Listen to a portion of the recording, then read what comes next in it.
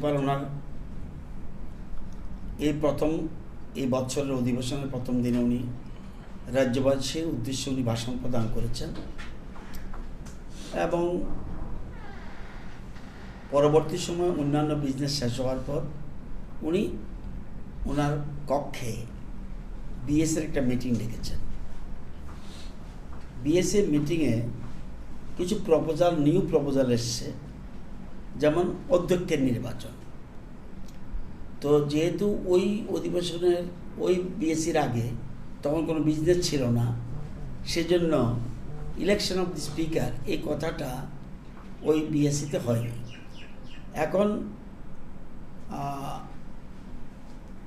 এখন প্রস্তাব এসেছে যে স্পিকার নির্বাচন করে ফেলবে।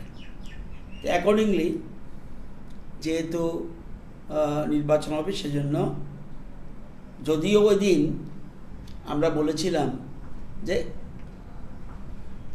স্পিকার যদি নতুন কোনো প্রস্তাব আসে সেটা অ্যাডজাস্ট করে নিতে, তবুও যেহেতু সব মেম্বাররা হাউজে আছে সেজন্য ওনার কক্ষে উনি মিটিং ডেকেছেন। সেখানে বলছেন যে announcement regarding election of speaker উনি 16 তারিখ একটা ঘোষণা দেবেন যে অধ্যক্ষ নির্বাচনের জন্য। এবং আমি যতটুকু জানি 16 তারিখ নির্বাচনের কথা ঘোষণা দেওয়ার পর 17 তারিখ মনোনয়নপত্র দাখিল থাকবে, স্ক্রুটিনির জন্য টাইম ঠিক থাকবে এবং উইথড্রলের জন্য টাইম ঠিক থাকবে। 1 ঘন্টা 2 ঘন্টা গ্যাপ দিয়ে করবে। যদি দেখা যায় একের বেশি কোনো রকম মনোনয়নপত্র জমা পড়েনি, তাহলে 18 তারিখ অধ্যক্ষের নাম, নির্বাচিত অধ্যক্ষের নাম ঘোষণা করা হবে। যদি একের অধিক মনোনয়নপত্র জমা পড়ে তাহলে নির্বাচন হবে। সেই নির্বাচনটা ব্যালট পেপারের মাধ্যমে হবে। তো এটা 17 তারিখ বোঝা যাবে আর কেউ কোনো মনোনয়নপত্র জমা দিয়েছে কিনা। দিলে 18 তারিখ সবার আগে ইলেকশন অফ স্পিকার থাকবে। যদি না সিঙ্গেল মনোনয়ন পড়ে একজনের নাম যদি হয়, তাহলে ওই দিনই স্পিকার ঘোষণা করে দেবে। এই হলো পদ্ধতি। প্লাস ওই দিন প্রথম বিএসসি মিটিংয়ে আমরা 3টা বিলের কথা উল্লেখ করেছিলাম। Tripura university of health sciences bill, government technical university Tripura bill এবং গভর্নমেন্ট ওমেন্স ইউনিভার্সিটি বিল, এই 3টার কথা বলেছিলাম। এখন আরও 7টা বিল এসেছে।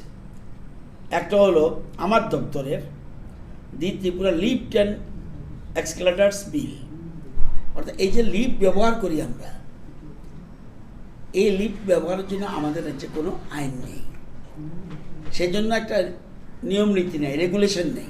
আমরা একটা রেগুলেশন করতে চাচ্ছি। কারণ দেখা যায় অনেক সময়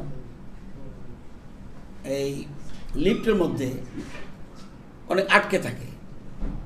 এই অনেকগুলি বিষয় আছে, সেজন্য রাজ্য সরকার ঠিক করেছে যে একটা আমরা এরকম লিফট অ্যান্ড এক্সকেলেটর বিল আমরা আনতে যাচ্ছি। আরেকটা বিল আছে the Tripura guaranteed services to citizens. এটা একটা বিল আসবে রেভিনিউ ডিপার্টমেন্টের। আরও বিল আসছে the Tripura ease of doing business 2026, এটাও থাকবে। দি এমবিবি ইউনিভার্সিটি অ্যামেন্ডমেন্ট, আগে আইন আছে, এটাকে অ্যামেন্ডমেন্টের জন্য প্রস্তাব আসবে। আরেকটা আছে দি science technology and allied skill university, এটা একটা বিল আসবে। আরেকটা দি অটল বিহারী বাজপেয়ী স্কিল ইউনিভার্সিটি, এটা একটা বিল আসবে। আরেকটা দি ইন্টারন্যাশনাল ইউনিভার্সিটি ত্রিপুরা বিল নম্বর 205, এটা একটা আসবে।